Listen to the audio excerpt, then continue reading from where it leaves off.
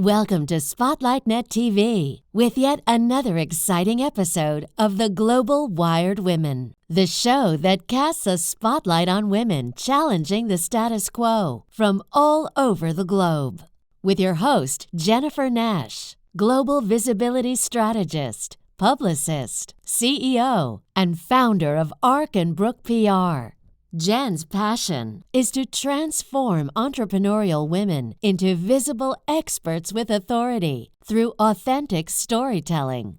Jen's mission is to feature trailblazing, underrepresented, and often marginalized female entrepreneurs, providing them with a platform to be seen, heard, lovable, and unforgettable. Here's your host, Jennifer Nash. Hello, everyone. Welcome to another exciting episode of the Global Wired Women show, where I meet and speak to unforgettable women from all over the globe. Today, I'm super excited to have an amazing guest with me from my neighborhood within the United Kingdom. It's about time. And her name is Fay Semple. Fay, welcome to the show. Thank you very much for having me. It's a pleasure to be here. Thank you. Please introduce yourself. Who is Fay Semple? I'm a spiritual and energy embodiment coach for successful female entrepreneurs. I help women really access their spiritual, energetic awareness, consciousness, their connection to energy in nature, the energy of the energy of the cosmos, really, the infinite mind. So I help them really transform themselves and their business through really looking at this bigger consciousness. I never seem to explain it very well. I must work on that, but that's basically what I do. I like it and I get it. So if I can just break that down a little bit. So scripture and energy. So can you just break down what does that mean, scripture, energy, transformation, and then break the energy aspect of it? Yeah, well, there's a lot of spiritual coaches out there at the moment, and they all talk about this internal work that we must do. You know, we must work on our mindset, we must work on our vibration, and all that, of course, is incredibly true. But for me, it was much deeper than that. It's about our real deep connection to nature and the cosmos.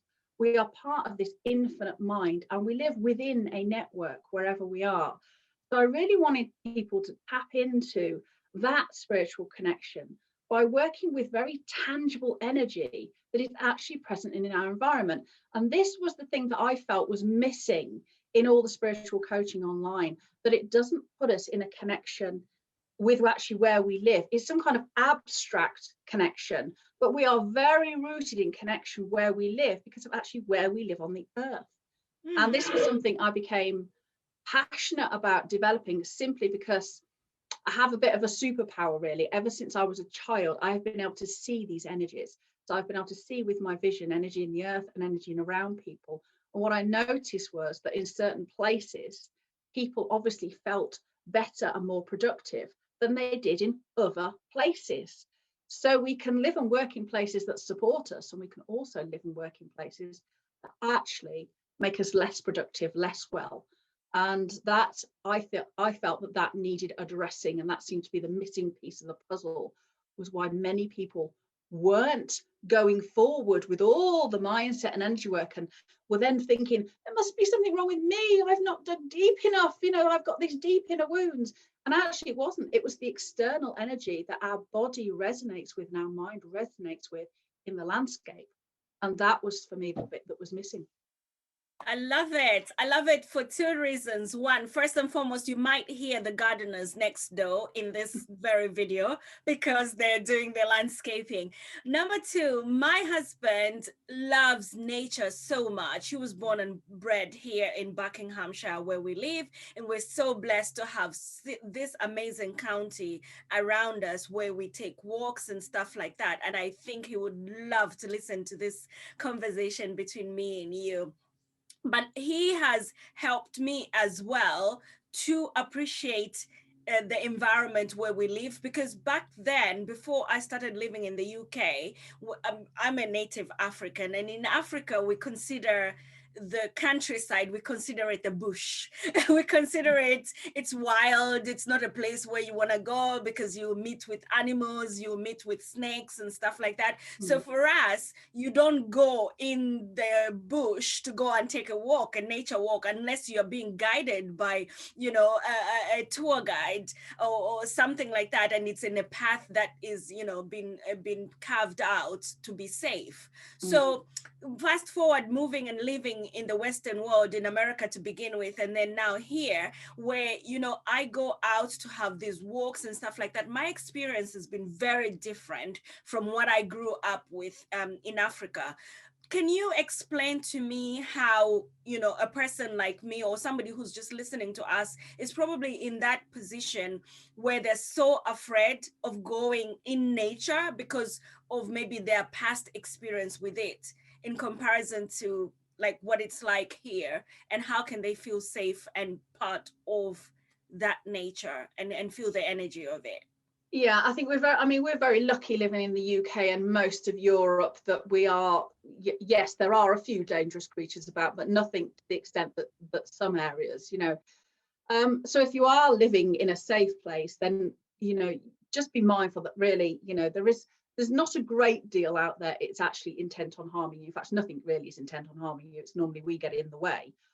And it's really about, I would take baby steps if you're feeling nervous, because I mean, I know very many people who live in the UK who still get panicky when they go outside of a town, or panic when it's the dark because there's some terrible beasts in the dark that are going to come and get us. You know, I mean, we are normally, when we go out in the countryside, we are normally the scariest thing out there. And I think if you don't live in an area that is so safe in terms of wildlife, and like you say, there could be snakes, scorpions, whatever is around, then it's still worth taking those trips, as you say, doing it under a supervised, guided way, because we are still connected to that landscape. If we're born, particularly when we're, you know, we've lived somewhere for a long time, we have to, it pays for us to start to be part of the wider mind of nature and to place ourselves very much in that environment. And that's when our body starts to, you know, as I say, read the actual energy of the earth itself. And these are very distinct, measurable forces that if we try not to connect with it, then we lose part of ourselves, and we lose part of our spiritual connection to the cosmos. And we even start to, as I say, we even start to function less. So in any way that makes you feel safe, even if it's just tiny baby steps, just getting outside, just having a plant pot in your house, even with a plant in it, just noticing the sun every morning. Where does it rise? Where does it set? Where do you see the moon? Changes in the light, bird song. There are so many ways of connecting that don't necessarily mean going out inside. It's just being aware that we are part of this fantastic planet, you know, that's hurtling through space at 67,000 miles an hour with a sun and a moon, and it is a privilege to be on this earth. We are extremely lucky to have this incarnation. But if we allow fear to stop us connecting to the beauty that is the natural world, that isn't going to help us make changes to how we need to live as a species and stop the sort of desecration and corruption that we see occurring in the natural world at the moment with overfishing and desecration of the landscape and the climate change. So being afraid of nature is not going to help us in the long run create a place where we can live sustainably and happily. I get your point. I really love it. And so you've just touched on parts that I'm really particularly interested in, and I've literally just started embracing myself, because when I lived in Africa, I'm going to go back to that narrative. When I lived in Africa, I loved plants because I couldn't go like out in, like I said, in the wilderness, because otherwise, unless you're going for game viewing, I couldn't go out in the wilderness. But what we did have is that we had a lot of plants around in our houses and stuff like that. And then literally this spring, I noticed like I hardly had any living plants in the house. So literally at the beginning of this spring, I went out to the garden centers and bought like 6 different plants, and I'm loving it. I'm looking at one of them that was like at Easter. I got like the tulips and stuff like that. It's right on my window. I look at it every morning and I talk to it every morning. And I have one plant at least in each and every room because I believe that they also give us oxygen. They do. But also, yeah, and on top of that, like everything that you've just said, like I'm beginning to just appreciate nature much more. And this is really like so fascinating. And we did jump, even like we jumped the bridge, we got to the part where you started telling us about what it is that we need to appreciate about nature and all the environment and global warming and all of that. But before we even delve deeper into that, I want to know a little bit about your background. How did you get to be doing all this fabulous, amazing stuff? Tell us, what is your background? Where are you coming from with all of this? Yeah, well, as I say, I was kind of born with a slight unusual ability to see energy in the landscape. So I've had, you know, my brain, I've had things strapped to my head, I've had my eyes looked at to see why I can see this energy. So looking at you on the camera now, you know, I can see your aura, I can see your chakras. Tell me, I can see, yeah, tell me what it is. I can see the energy in your home. So to me, we think it's probably that for some reason, I know I've got a strange eye, I can seem to be able to see into the electromagnetic spectrum, which I think a lot of these etheric energies are, because the earth in itself, we talk about the quantum universe, and there's definitely the quantum element, but there's also the electric universe. And these are the new theories that everything actually is electrical. And, you know, your aura and your chakras are kind of an electrical input as well as an etheric quantum input that makes you who you are. So we talk about the aura often as it's emanated by the body, but actually in physics, that's completely wrong. The aura exists first. So imagine your aura is like water vapor. It condenses into the middle to the water droplet that is your body. You have to have this energy first to have your body. And now we know from research that actually your sixth sense, which senses things that aren't quite right, exists in your aura. Your seventh sense, which is your psychic sense, your ability to have precognitive experience, out-of-body experience, that exists in the mind fields, as they're called, which are fields of energy, which exist in the aura and beyond. So I was blessed with the ability to be able to see this from a very, very young age. But it led to quite a difficult childhood, because I realized that obviously by the way people behaved, nobody else could see this stuff. Otherwise they would behave a little bit differently than they actually were. I ended up becoming a healer for many years, because I could see what was wrong with people, a bit like the medical medium, and I could tell them what to eat and what to do.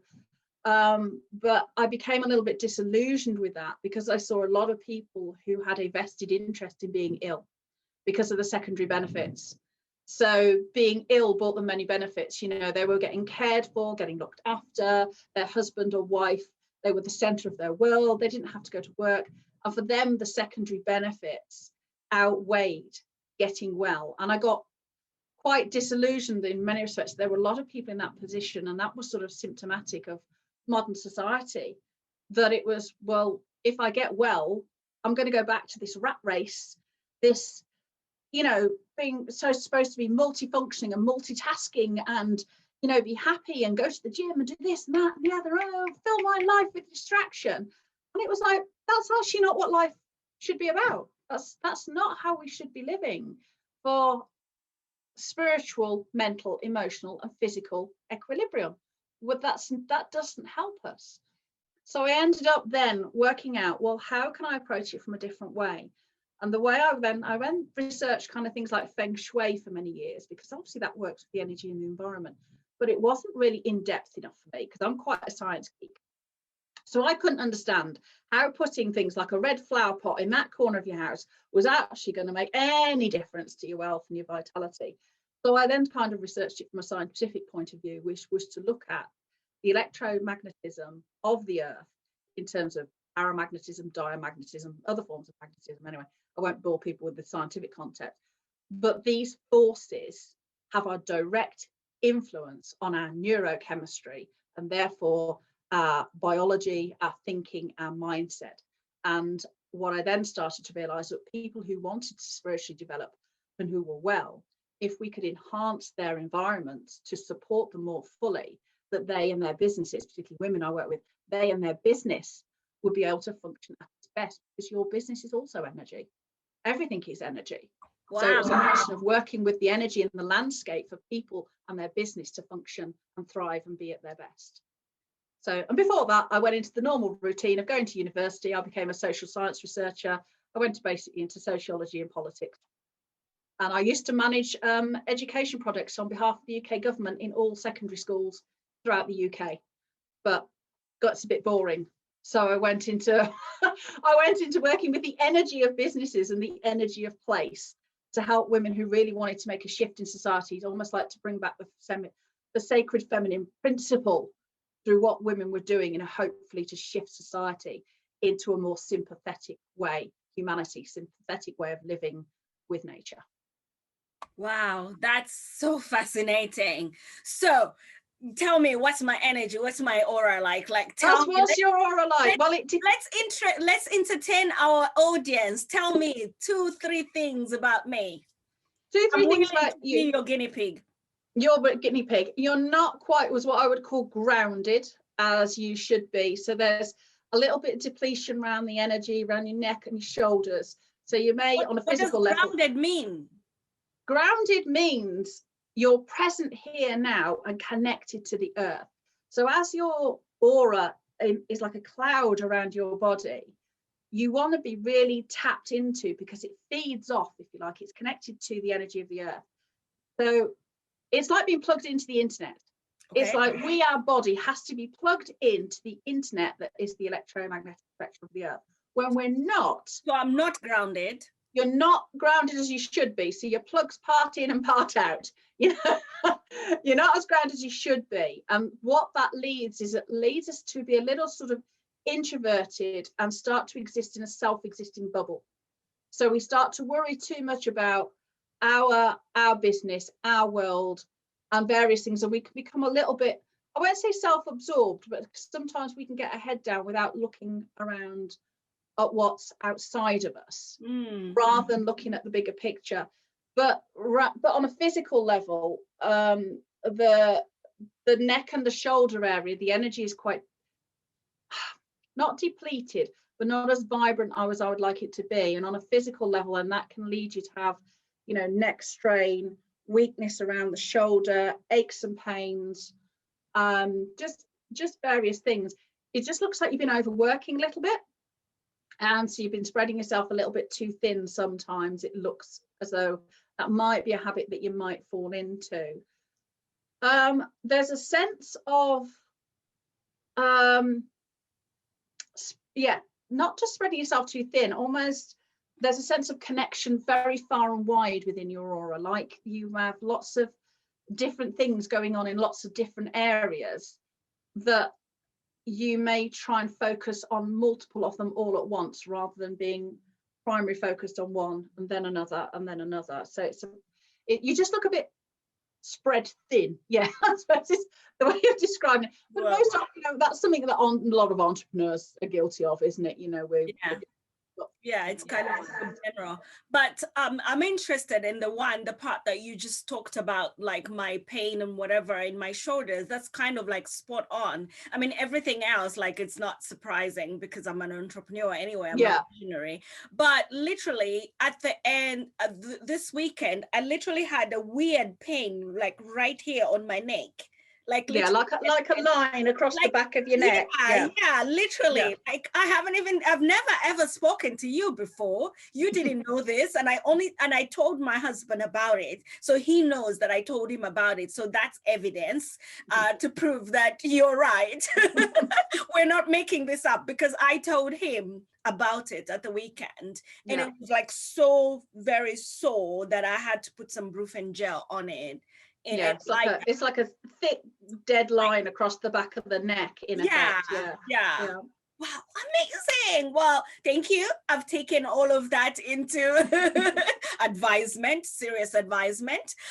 And of course, you're very right about a lot of other things going on. Like, I am spreading myself thin, though maybe I don't actually feel that way, because that's kind of like the type of person that I am. And I like to do all the things that I'm doing, but I can see how it can be seen that way from somebody's point of view, right? I really like that. So if somebody was listening to our conversation and came in midway, right, and they say that they're kind of like interested in what it is that you're doing, and they want to know a little bit more about what are the specific attributes and traits that you need to have. And I know that for you it was innate, it was something that happened to you, you didn't go out looking for it, but maybe they're in a similar position, they also have that innate skill and ability to be able to see and help people with the kind of specifics that you've kindly shared with me right now. What would be those traits and attributes that you would recommend that they hone in to be able to deliver on this? Yeah, I think all people have some kind of innate ability, whether they're aware of it or not. I know I'm quite unusual because I see 3D with my eyes, with day-to-day vision, but most people have some kind of clairaudience, clairvisual, clairsentient. We can see, hear, smell, touch in other ways. And we use the word empath a lot nowadays. I'm not quite 100% fond of that word because everybody's empathic, and we can actually be using that as an excuse to allow our feelings to guide us sometimes more than our mind, and say, well, because I feel it, therefore it's true and I should trust it. Yes, we should, but we also shouldn't go off track. Anyway, I've gone off track. I think we all have innate abilities, and I think people have a slight reticence or timidity about exploring those because they're unknown. There are no hard and fast rules, and at the end of the day, they're still on sort of the cusp of a lot of people's awareness, and not necessarily well understood by some areas of society, so they can be misinterpreted. But I think it would be sit and take some form of practice, even if it is just going for a 10-minute walk or 10-minute meditation. Normally it's just about allowing ourselves to be still and present enough, and to stop the conscious mind from constantly talking to us, or be able to at least view it as an observer, that will enable us to pick up on our sensitivities. And most people are more sensitive when they're out in nature than they are in the built environment, simply because light affects the light spectrum affects the release of certain neurochemistry. The very ground you walk on affects neurochemistry. The transit of the moon produces different chemicals in our mind. So there are many things that we can be susceptible to, and it's just a question of really tuning in and listening to yourself. But at the end of the day, the energy work that I do with the women in my groups, anybody can do it. You don't have to have any sensitivity at all, because I break it down into really practical steps that people go through, and then go at the end, wow, I didn't expect to feel that, or I didn't expect it to make that much difference. But because it's so practical, it's something that absolutely anybody can do. Wow, that is so fascinating. I love it. There's a word though, phrase that you've just said that I've never heard before. So probably some of my listeners have never heard of it before. So I'd like for you to define what that means, if I can even pronounce it. You said reticence or timidity or something like that. You probably can hear it, but I'm not pronouncing it well. Yeah. What does it mean? Reticence or timidity, it means you're holding yourself back from exploring your capabilities, because you're a little bit afraid about what you might discover. So let's say somebody, thinks they may have some kind of connection or feel things that other people don't. But if we explore it, we've got to own it. We've potentially got to talk about it. And how is that going to reflect on us? Are people going to believe us? Are they going to dismiss us? It took a lot of courage for me to really talk about what I do, because for many years people, when you say like, I can see things, or I'm psychic, or whatever the word you want to use is, there will be an awful lot of people that instantly jump on you and say you're a fraud, you're a charlatan, you're playing on the weak, you're all this, you're just out for what you can get. And it's not true. It's absolutely not true. Most people are good. Most people have integrity. Most people want to help, and if I can help people by saying, oh, I can see this in you, or I can see there's a pattern of behavior in your life, or I can see you're still informed by previous trauma, or you're still trying to prove yourself, or whatever, and the ground that you live in is actually compounding that, or we can work with the ground that you live in to remove that, then why not? Okay, so the way I see it, the way I understand this, because I've never experienced or heard of any of this stuff that you're talking about. No. So, the way I see it, if I have to unpack this, is that it's sort of, it's not psychology.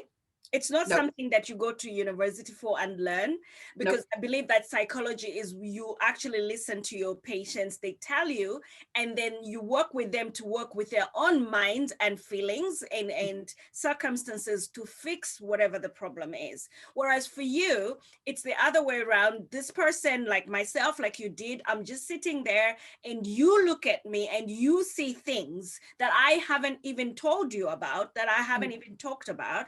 So for example, like perhaps like for me being a Christian, it would probably be equivalent to a rabbi, or I'm not Jewish, so a rector or a pastor talking to me and feeling spiritually, having what we call discernment.